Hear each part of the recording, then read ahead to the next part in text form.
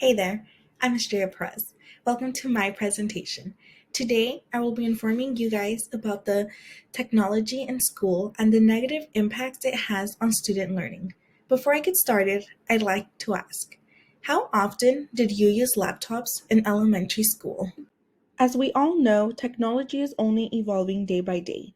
There is, of course, the pros and cons to it. Computers can be a powerful tool to the correct group of people, as well as a dangerous thing. For most classes in elementary, they are just a distraction to kids. I myself am a first-hand witness to it.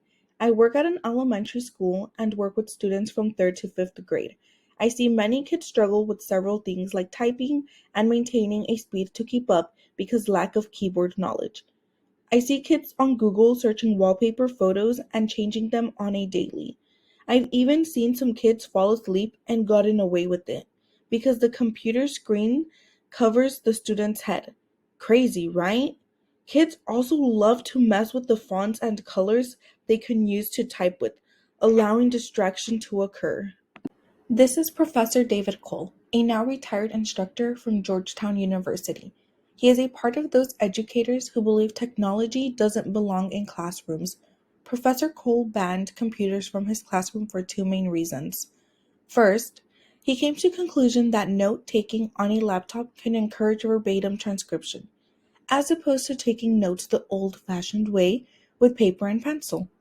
When writing by hand, we are forced to listen, think, and prioritize the main points.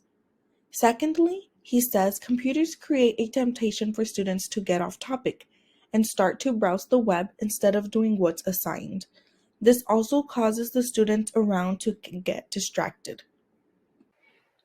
He then conducts an experiment on his students, and the results were shocking. 80% of his students were more engaged in class discussion when they were laptop free.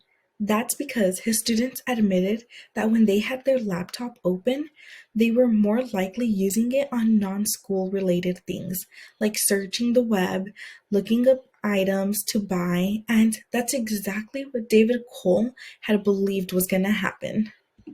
The OSF, healthcare, as well as CDC guidelines for screen time are as follows. Under 2 years old, zero screen time. 2 through 5 years old, no more than 1 hour per day. 5 through 17 years old, generally no more than 2 hours per day, except for homework.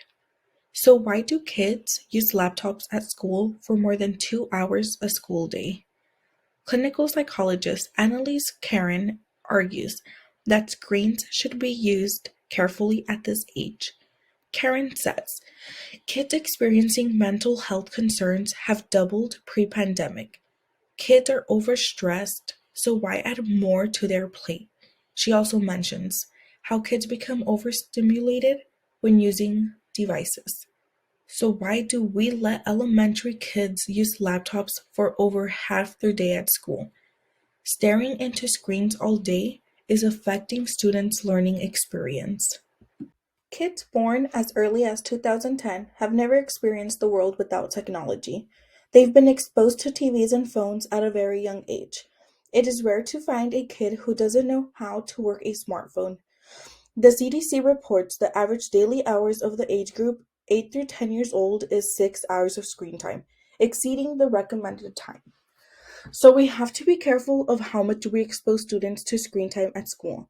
If we don't, we just expose those students to a needless distraction when we know there's plenty of it at home. Overall, kids' learning experience is not the same with a laptop versus paper and pencil. Kids are familiar with pencils and know that basic life skill of how to write, but learning how to type by the age of 9 seems difficult to many people. If technology in school continues, then I believe schools should provide students the opportunity to learn how to use keyboards and provide typing lessons at school. Schools should also provide the option to let kids use paper and pencil if that's what they feel most comfortable with, not just because of the benefit the teacher has of online learning. In conclusion, this is my informative presentation trying to teach you guys about the negative impact school technology has on young elementary kids. Thank you.